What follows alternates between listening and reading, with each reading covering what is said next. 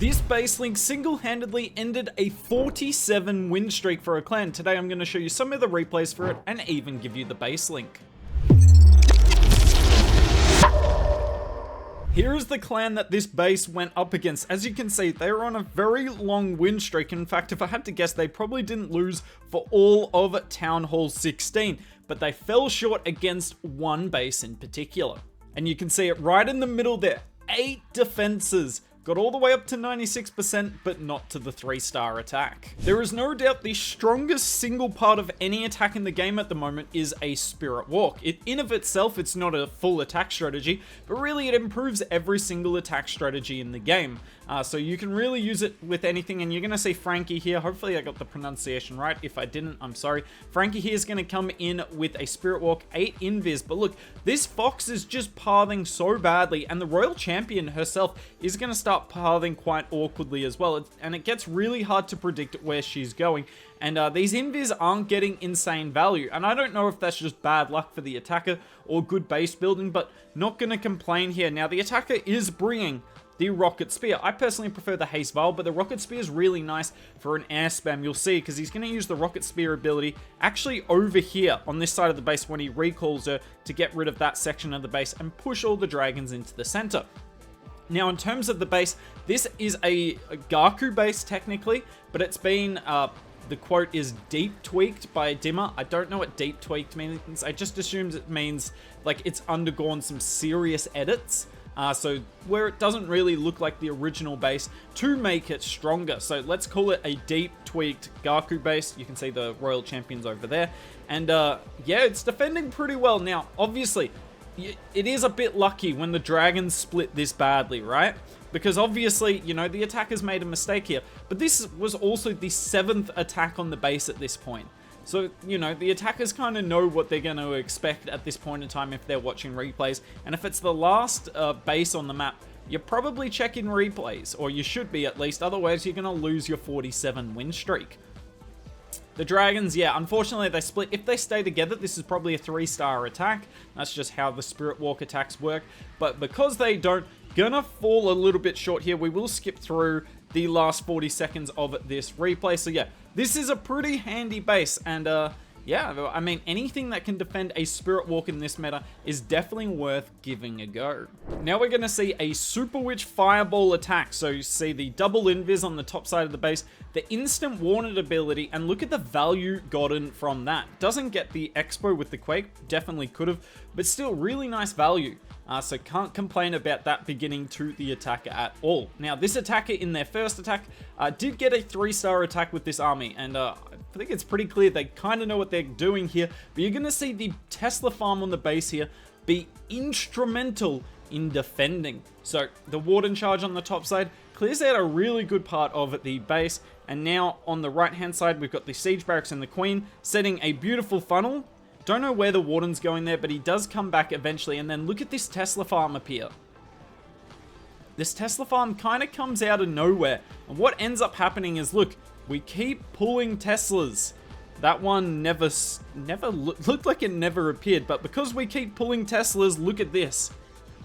The Super Witch's Walk. So even though the attacker got insane value with the Fireball there, the most important thing the Fireball's got to do is set a funnel for your troops. And if it doesn't do that, well, you're going to fail pretty handedly. And yet again, like, the attacker really didn't do much overtly wrong here. This is more the base. So the last attack, yeah, that was definitely a bit more attacker fail than base success. This is a base success, and this is what I kind of like about Town Hall 17 more than Town Hall 16. Is it as hard as I want it to be? No. Do I think the Fire Spit is a good defense? Oh no, it's a nuisance defense. We needed a proper defense. But am I happy that it feels like we kind of have a chance at defending? Yeah, traps. Maybe traps matter. I guess we'll see as the Town Hall goes on more and more. Royal Champion's on the bottom side of the base. She's going to try her absolute best, but yeah, doesn't quite get there in the end, and that is a very nice defense against an extremely strong attack strategy.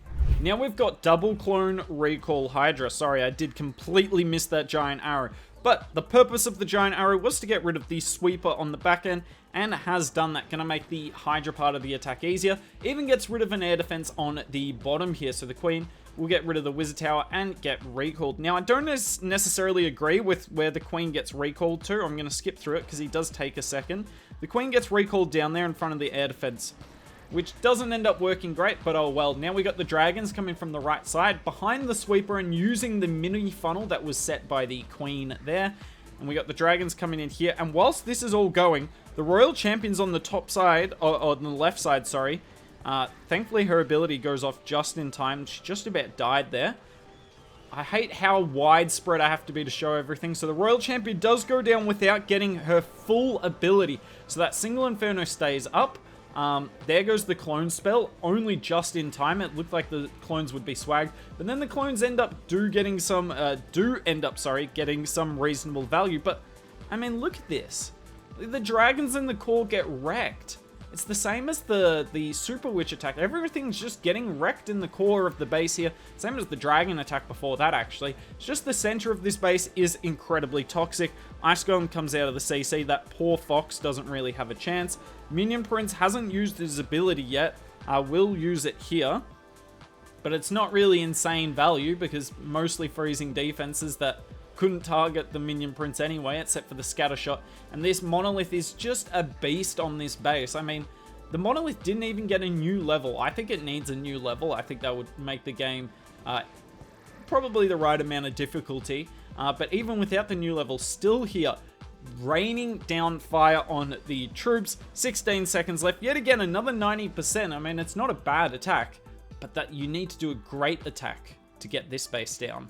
And we're going to finish the video with an E-Dragon attack. E-Dragons, still reasonably good at Town Hall 17. Are they the strongest attack strategy? No, but they can take down any base in the game. Early Warden ability with the blimp for the Town Hall here. Town Hall gets frozen, and no NATO on this side of the Town Hall. I actually don't know where the NATO is on the base. I haven't been looking enough.